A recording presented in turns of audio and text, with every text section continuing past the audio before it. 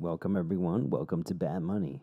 In this episode, I'm going to share with you a couple of really interesting quotes from throughout time, you know, to help us understand further what I mean when I talk about good money versus bad money, and how my mission here is to move people from bad forms of money to better forms of money, right? So let me see what we got here.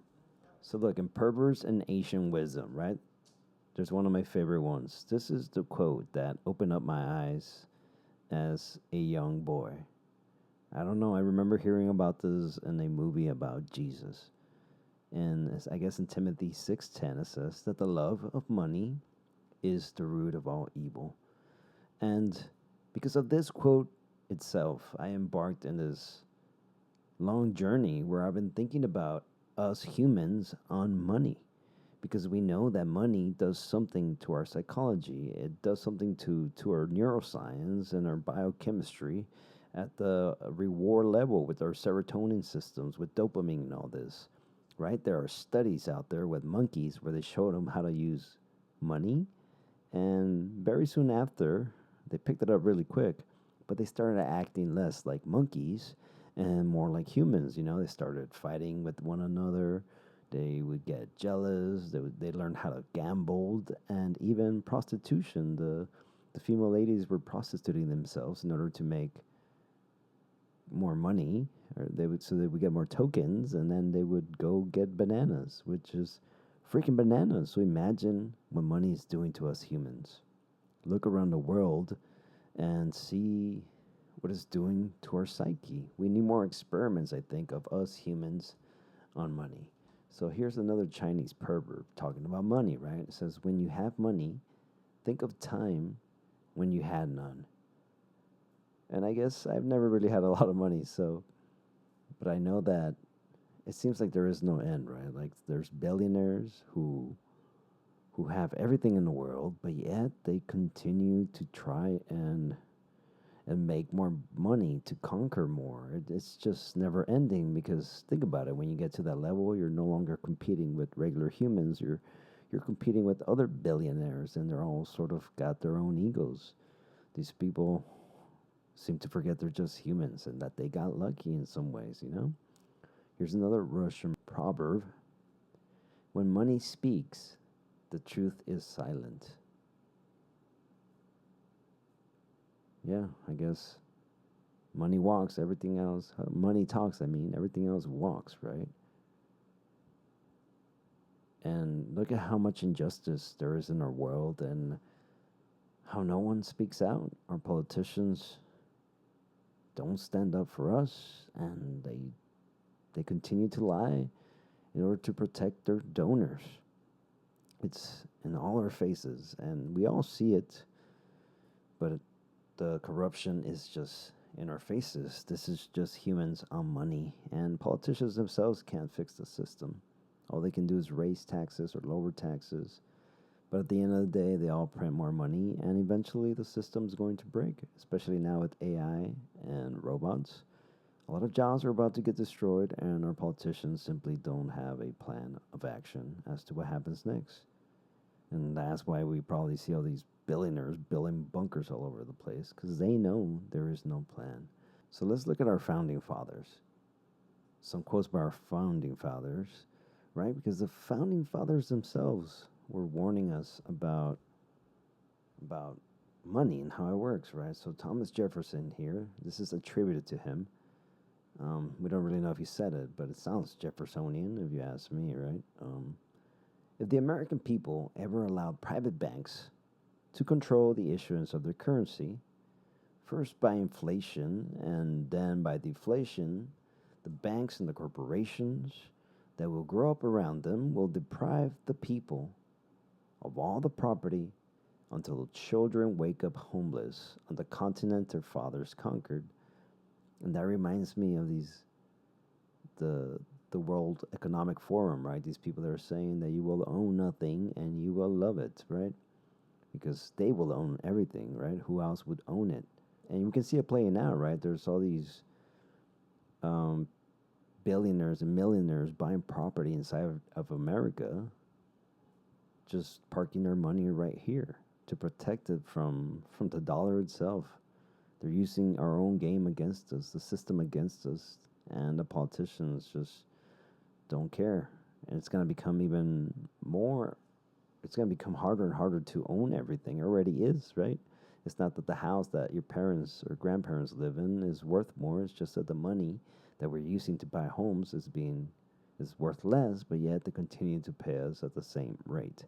Like I got a 3% raise, but coffee, which I drink every day, and meat went up like 15-20%. It's the math doesn't add up, right? And but Thomas Jefferson definitely said this. I sincerely believe that the bank institutions are more dangerous to our liberties than standing armies. Isn't that crazy? So Thomas Jefferson was more scared of the bankers than he was of another army, another government trying to take over. Hmm. Something to think about, right? And now, how about James Madison? History records that money changers have used every form of abuse, intrigue, deceit, and violent means possible to maintain the control over governments. Wow.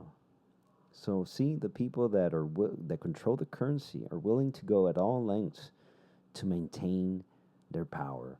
And when you look at the world through the lens of money and a history and our leaders and all these movements that have happened with World War II and all these wars that have started are usually economical in one way or another.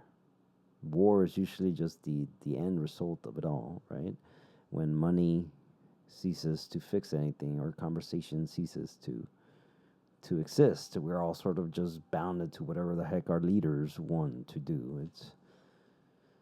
It's crazy that our world, that we have Putin and Trump and Xi Jinping and all these world leaders that are completely failing us because they're all playing money. And that means that governments themselves are our opponent because we are also playing money. So how does that work, right?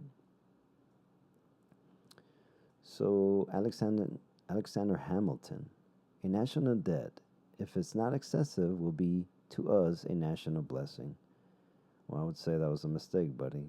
Not excessive. I think we gone way beyond that. All right, so to industrialists and bankers. So look, Henry Ford, the guy that makes all the cars, right? Look what he says. Just listen to this. It is well enough that the people of the nation do not understand our banking and monetary systems. For if they did, I believe there will be a revolution before tomorrow morning. And that is my hope. That's the whole point here with my channel is to do just that. To help all of you understand how our monetary system works, to understand the fractional reserve and how it's basically a magic trick, right? I'm not going to use any super fancy language, or I'll try not to, because I want everyone to understand this conversation. This is the most important thing that we humans need to realize. Look, it is well enough that the people of the nation do not understand our banking and monetary system. For if they did, I believe there will be a revolution before tomorrow morning. Guys, this is what we need to focus on. This is what will divide us all, because money is the only thing that connects us all, right? And we need a better game. The game is rigged. It's rigged against us at every level. It's insane, actually. So let's see what else we have here. So Rothschild, right? Of course, a banker. Check this shit out. Give me control of a nation's money, and I care not who makes this laws. he's basically telling us how they do this, right? How it's rigged. Give me control of a nation's money, and I care not who makes its laws, right? So that's why it's always driven me crazy how we have the left and the right, right? The Republicans versus Democrats. When you have this elite institutions and privately owned corporations and even governments that are buying out our politicians through this legal form of bribing, right? It's crazy that our politicians make more money than they're actually supposed to get paid. They have millions when they're supposed to be making like 100, 200,000. This is insane.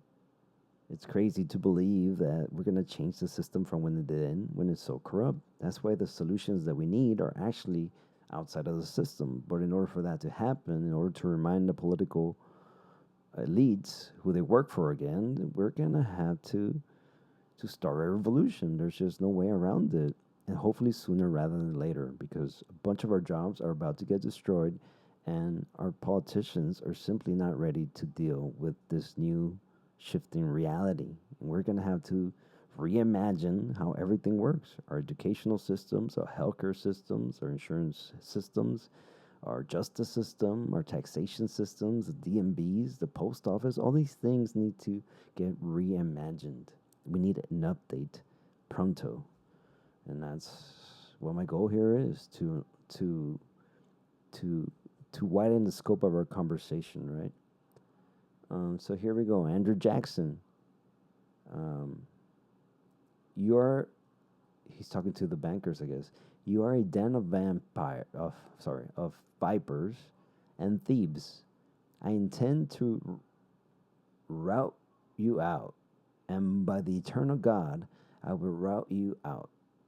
This was said to the bankers in 1832. This is Andrew Jackson. I think he also said something like, the bankers tried to kill me, but I killed them. And although they didn't murder him, he was not the first. He had several assassination attempts against him. So that's why he said that quote. But the second one was Lincoln, when he created the greenbacks, when he was trying to fund the Civil War, because the bankers were charging like 30% interest, which was going to ruin our country. So Lincoln said, you know what, under the power that I have as the President of the United States and the Constitution given to me by the Founding Fathers, which, by the way, where the hell are they nowadays, right? Um, he created this interest-free money. And what happened soon after? Of course, he got assassinated. And he was not the first, right? I mean, this is hard to prove. This is a little put your your thin foil hat on, right? A little bit conspiratorial, but I believe that's the reason Kennedy was shot as well. That's probably when we lost total control of our government to the CIA and the Mossad, if you believe the conspiracies, which I do. I think it's obvious what's happening here. Um, but um, but Kennedy also was about to enact this law where he was going to create this interest-free money, U.S. dollar that was backed by silver. This was this order called like 0.01111. Um, and as soon as he was murdered, the next guy that came in, right, total, was it Ford or whatever, or Nixon, whatever it was. The first thing they did was remove that amendment. And I believe that that's when we lost total control of our country. And also look at the story of Jesus, which we're going to see some quotes from him. He himself went against the power system and against those currency changers when he got mad at the temple. Anyways, so like Karl Marx. So people are going to say that I'm a socialist, but I'm not. Good money, my idea, which is the opposite of bad money, what we're using now, money that's controlled by a few people and created from debt, is the opposite of my idea. Good money, money that's created by all of us, things that we all vote on as a community, our schools. Imagine a world where teachers and doctors and policemen and firemen, right? When these people, these socialist things that we need, create the currency instead of giving that power to a few bankers, right? But so Karl Marx says the production of too many useful things results in too many useless people. Yeah, I guess so. I guess we sort of destroyed our own jobs. That's what I'm getting from it. Like programmers have programmed their jobs as well as the rest of ours. So many jobs are about to go out the window, you know? Karl Marx also said that money is the universal agent of separation. And that's so true, right? Even when you look at your family, how many families get pulled apart over economical issues where perhaps a couple leaves behind their support system, their parents, in order to get a better paying job in some other city, right? So Ayn Rand, money is only a tool. It will take you wherever you wish, but it will not replace you as the driver. Right? Money is just a tool. Money can be used for good or evil, right? You can use money to build your family a home, or you can use a tool to kill someone, right? It's just a tool. And we need to understand this now because we're now creating even more powerful tools. The first digital governments are almost here, right? We're already building the foundation, something that most people don't understand through the use of cryptography and blockchain and Web3 and AI and robotics, right? All these things are about to rapidly advance so many things around our world in science and chemistry and physics, perhaps, but also in the way we do government. In the old world, the people that control the old world, like BlackRock and all these people and Chase Morgan, are already trying to come into our new and digital world. So I wish I could have a conversation with Ayn Rand because I don't think she foresaw AI taking everyone's jobs. So I wonder how she feels about it. But this is something else she says. When you accept money in payment for your effort, you do so only on the conviction that you will exchange it for the product of the effort of others. Yeah, so that's why we need money. The only reason we need money in order for us to trade in between each other. So we need something in between us that we all agree has value. We don't really, if you think about it, we don't care where it comes from, right? Right now, the US dollar is the thing, but back in the day, it used to be gold, which I would say is a better form of money because at least that kept governments in check, right? Because they couldn't just create more gold, so they couldn't just go to war if they had to think about the money part of it, right?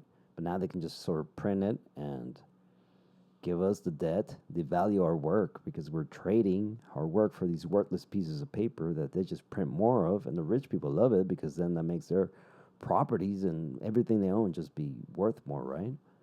It's a crazy system, guys. Anyways, Oscar Wilde said, when bankers get together for dinner, they discuss art.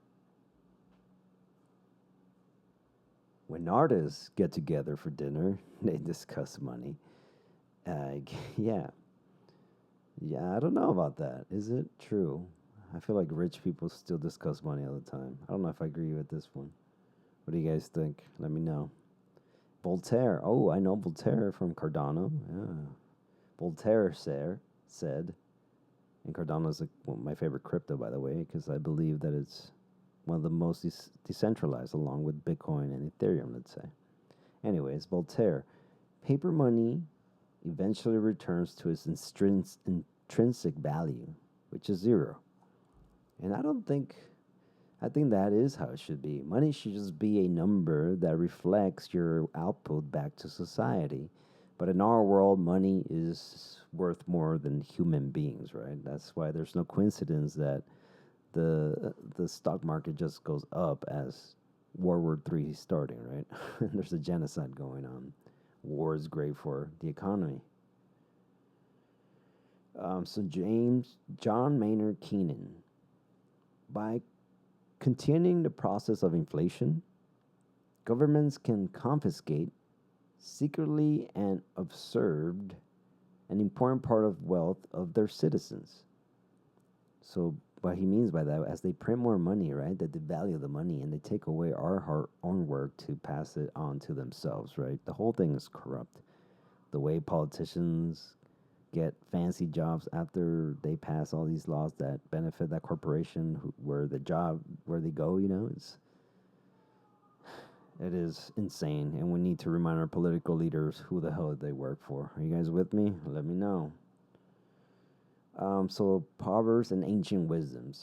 I think we already went through this one, right? Yeah, I started with this one, but then I didn't want to get all religious at the beginning. So look, Jesus on wealth and money. No one can serve two masters. You can not serve both God and money. This is in Matthew 6:24. He also said, do not store up yourself treasure on earth, but store up treasures in heaven. Matthew 6:19 and 20. For what shall it all profit a man if he shall gain the world and lose his own soul. And it is easier for the camel to go through the eye of a needle than for a rich man to enter the kingdom of God. And he also said, give to Caesar what is Caesar's, and to God what is God. And lately, I've been thinking a lot about um, religion and Jesus, and I've been going back and relearning everything about the Torah and the Old Testament, the New Testament, right, and the Talmud, because all the things that are going on in Gaza and what I see as, I don't know, just a terrible injustice, the poorest of people getting screwed like always, right? And I see all sides. I see why Israelis see how they see things and why people in Gaza see things how they see things, but they're just humans on.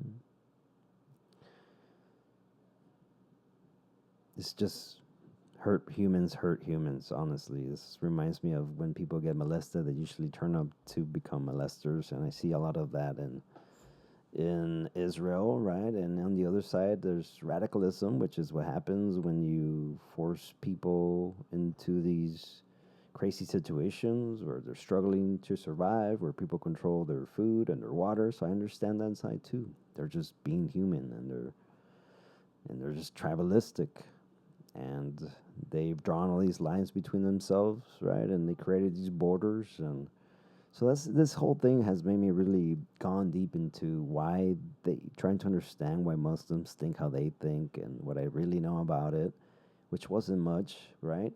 And what Jews think and what Christians think, and I've been watching debates between these different religions, right? And it's all very important, but Jesus really speaks to me, and I'm agnostic. I guess maybe I'm an atheist because I believe that when I die, it's just lights out. I don't expect to wake up anywhere else. But I truly, the teachings of Jesus and everything he says, especially about money, just, uh, I completely agree.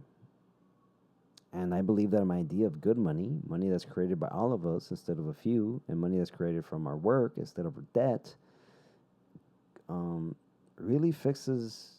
It's in complete harmony with Jesus' teachings. I mean, I wish I could have a conversation with him, and maybe it says right there in the fine print that money or the love of money is the root of all evil, right? And then he goes on to tell us in the Bible how humans have how our psyche works, how we have the instincts of animals, but yet the wisdom of God, and we're in this constant struggle with ourselves, and that something like Jesus is the best a human being can hope to be in this earth, right? And it's hard to be like a Jesus, right? But it's something we should all aspire to. I think that's important. So yeah, I've been thinking a lot about it. Um, and I admire that he went against the state and against his own church, right? For justice, and he's an example of how we always martyr our heroes, and like Gandhi and Martin Luther King. Just they were all imperfect men, right? But they were standing up for what they believed was right, for justice, for all of us, for humanity, and so did Jesus, and that's admirable in my opinion. And I don't know, maybe miracles can happen. So let's continue here. Bob Marley, hell yeah. Modern Echoes. Bob Marley. Money is a number, and numbers never end. If it takes money to be happy, your search for happiness will never end. Huh. Yeah. Money is our one true God, and all we seem to care about is some number in the stock market. And we completely ignore all the waste from all that production, right? Or how many people got hurt because of all those profits going into something like war, let's say. They don't tell you about the exhaust or how much we, the taxpayers, actually had to pay when we bail out bankers, right? It's almost like socialism for them, but capitalism for you and I. And then the rich have things like the Panama Papers where they get to move around and mess around so they could pay less taxes or no taxes at a time, while the rest of us who don't understand how the game is played are screwed and we take on a bill again, right? So Francis Bacon. Money is a great servant, but a terrible master. Yeah, exactly.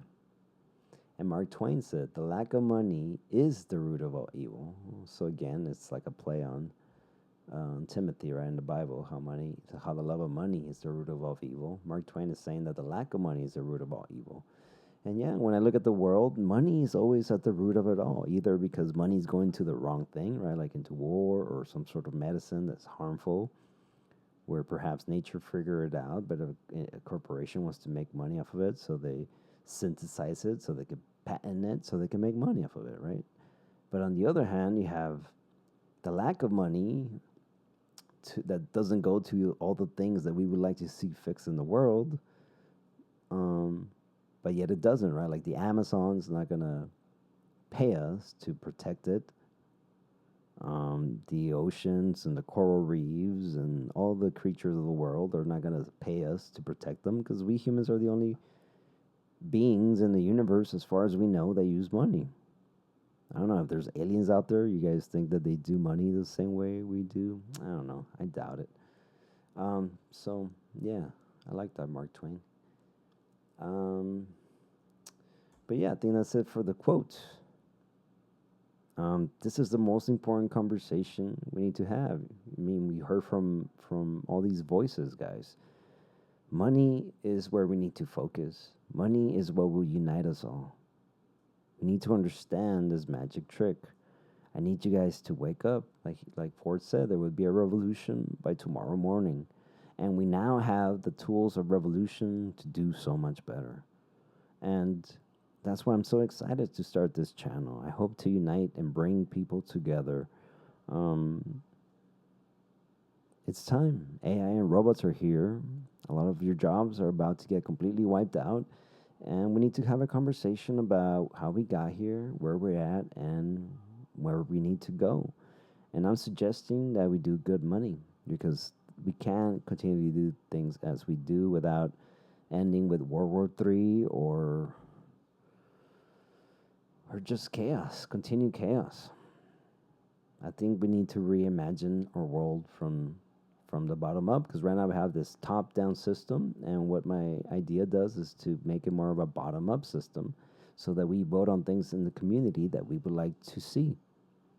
Imagine if if doctors created money when they saved your grandma, or firefighters created money when they saved your house, or when a teacher helped your kid pass a grade, or when a nutritionist helped you fix your diabetes or your heart disease, right?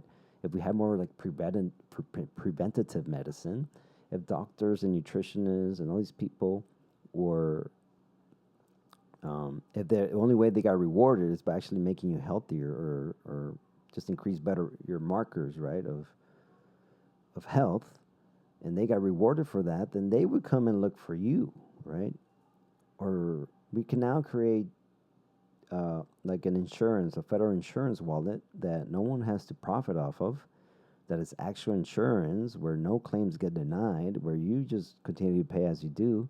But we have this federal national wallet, and the only way we could move funds is if the whole community votes on it. We now have the technology to do that. We now have the technology to do open source voting, that it could be a ranked choice where there's no way of messing with that system, right? So my whole goal here is to begin to introduce you guys to new ideas, new technology, and new ways of seeing the world, because our system is completely corrupt and there's no changing it from within. We are gonna have to revolutionize how revolutions are done, and we can't just be going to the streets. That's just not gonna work.